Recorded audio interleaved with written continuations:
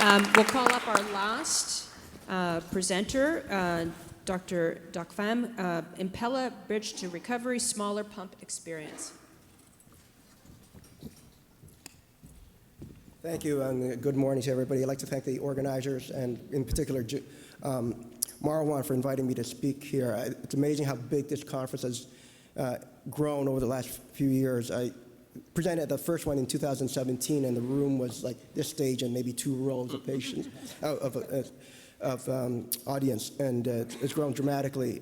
But I must not have done a really good job last time presenting because it took 8 years to get an invitation back here. So hopefully I'll do better this time. So I was asked to present the Impella BTR experience.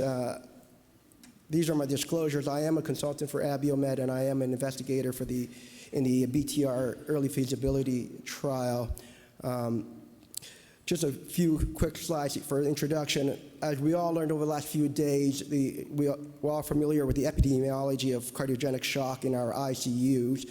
I would say that over the last 20, 30 years of dealing with cardiogenic shock, I think we've done a pretty good job of identifying it and predicting mortality. We know that older patients do worse. If we leave patients in cardiogenic shock without treating them for a while, they do worse. And we know that 2, 3, 4, 5 medical therapies really doesn't do a good job in terms of treating cardiogenic shock. We've also done a good job and have created great ways of classifying and staging them so that we communicate with each other better and hopefully learn how to treat these patients better. But I would argue that overall, in the last 10 years or so, we really haven't made major improvements in terms of treating patients with cardiogenic shock. This data here comes from the Cardiogenic Shock Working Group, and it's a retrospective look at 700 patients who received mechanical support over a multi-center registry, the largest real-world registry of patients in cardiogenic shock. And as you can see on the slide, there was basically a 25% mortality in all of these patients across the board. There was about a 40% bridge to heart replacement therapies and about a 35% recovery rate. But what's interesting about the study was that the vast majority, 40% of the patients were still getting balloon pumps as their first therapy, and the highest predictor of mortality in this series were patients who ended up needing more than one device. So patients who got in a balloon pump failed or needed to be escalated to Impella, or they got an Impella and they needed to be escalated to Ecpella or Bipella or whatnot. So I think we as a group can do a lot better here. And I think part of the thing that I like to do when I'm deciding which device to utilize is what my end goal is, because I think that really determines how good some of these devices are going to be. I think if a patient's known heart failure and you're likely going to bridge them to VAD or heart transplant, it doesn't matter so much as long as you stabilize the patient, perfuse the other organs, and you buy yourself time to get them a heart or a VAD. But if you're looking to survive, have the patient survive and hopefully recover that heart to the point where they are class 1 heart failure and living out in the society, I think it does matter that you use the right device to help that heart recover. This comes down to how well these devices unload. Multiple talks have already shown that balloon pumps do a so-so job. VA ECMO actually may be detrimental without a venting strategy if you're trying to unload this heart. And direct LV unloading or even LA unloading actually does the best job and most simulates durable LVADs in terms of letting that heart rest and give it time to recover. We are all familiar with the Impella devices. They initially started with the 2.5 and the CP, which I think are pretty much a little bit better than a balloon pump, but not much better. The 5.0 and the 5.5 are the more robust ones, and you've heard of some successful series in terms of supporting patients to recovery with the 5.5. The goal of the Impella BTR was to create a more robust, more durable device that would be allowed to be implanted and FDA approved for longer implantation than the 7 days that the current 5.5 is. And the goal here is for durability, reliability, to buy the time for LV unloading and recovery, but also make it easily implantable and also manageable in the ICUs and hopefully even on the floors, and removing some of the sort of small, annoying parts of the 5.5, like such as the purge line and the purge system, which tends to clot or break off and cause problems. So the design of the Impella BTR is similar to the 5.5 in that the cannula size is the same. It's a 21 French, but the motor size, because it's a different impeller system and bearing system, the motor size is actually a little bit bigger, and in theory can flow a little bit higher than the 5.5. The rigid length of the cannula is actually a little bit shorter, hopefully making it easier to implant, especially in the tortuous innominate arteries and the calcified osteas. There is a dual fiber optic sensor, so building a little bit of redundancy in the sensor system to make it more reliable, and then eliminating the purge line. So the early feasibility trial was a multi-center, single-arm trial to look at the safety and efficacy of this device. It was intended to have 10 patient implants in 5 centers. Here are the inclusion criteria. It's the typical ones: patients greater than 18, NYHA class 4, low cardiac index, low MAPS, and the usual exclusion criteria for that. So we did the first implantation of BTR in a 63-year-old gentleman who was no non-ischemic cardiomyopathy, but sort of lost to follow-up and then presented with acute decompensation. He was already on milronin and epinephrine, and as you can see here, his LV was, EF was low.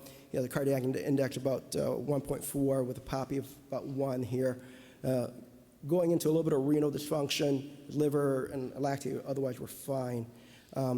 The implantation itself is very similar to the 5.5, so axillary cannulation with a 10 millimeter graft. The packaging, as you can see on the video on the right, is similar to a 5.5. They've done some improvements, so there's a little catheter that helps guide the wire through the system so you don't have to drag it and hit the sensors. But otherwise, the implant process and procedure is similar to a 5.5. And then it's done, once you cross the valve with a wire or pigtail like I like to do, it slides in across the aortic valve under fluoro with echo guidance, and with the landmark being pretty much the same as a 5.5. So our patient did very well, immediately extubated post-implant. Here he is post-op day 1 in the ICU. You can't really see on the monitor, but his cardiac index is now 3.1. He started to make urine, his PA pressures came down nicely. Overall, so thus far, 8 patients have been implanted with this system. They needed to make some updates with the sensors, so that had to be reviewed by the FDA. So we're awaiting FDA approval for continued enrollment, and so we could hopefully complete the 10-patient enrollment. But overall, I think this is a very promising device. If the durability stands up, it's going to be FDA approved for 28 days implantation. So for the patients who are not just your acute MIs, but your myositis patients, this is probably a better device for recovery. The implantability is similar to a 5.5, but the ease of use without the purge line and all that helps it. And then hopefully, as they do next iterations of this device, it will be more amenable to a floor or step-down status patients, and hopefully maybe even a discharge system. And with that, I thank everybody for your attention. I hope I did a good enough job to not have to wait 8 years to come back here. And I'll take any questions. Thank you. The staff track is open for questions. Doc, can you, great presentation, can you comment on anticoagulation and sort of the maintenance considerations any different than 5.5? Yeah, so the anticoagulation for the protocol is exactly like the 5.5, so you're targeting ACTs about 150 before implantation, and then we maintain it the same. David? Yeah. So is there an issue with the sensor that led to not enrolling the last couple of patients? I'm not, because it's still under review by the FDA, I can't really sort of disclose all of that. We did, our first patient, we did have a little bit of problem with the sensor. The rest of the pump was fine. The flows were all fine, but one of the sensors wasn't sensing fully, so. Mark? So, well, I have a question for the panel. So, advances in, our technology are generally incremental. So we don't get huge changes. But if you could pick one change to the Impella 5.5 system that you would like to see, what would it be? Because the purge system would not be my choice.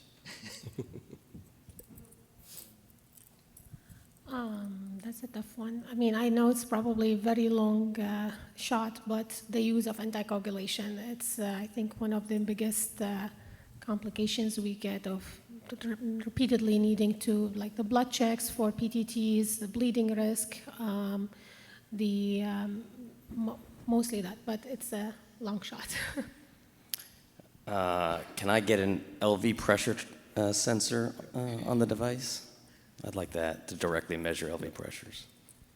You know, as an interventionist, for us, it's always miniaturization of devices. And so, you know, Magenta and Supera are in late stages of, you know, clinical trials and so forth, moving into pivotal.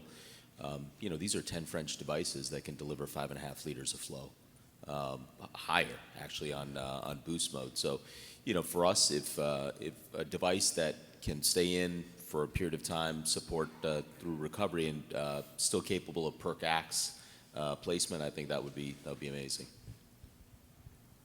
One of the things that has been in trouble or struggling with is the positioning of the Impella, the interaction with the septum and the mitral valve apparatus. Sometimes limit the performance or the function, the ultimate goal for the pump.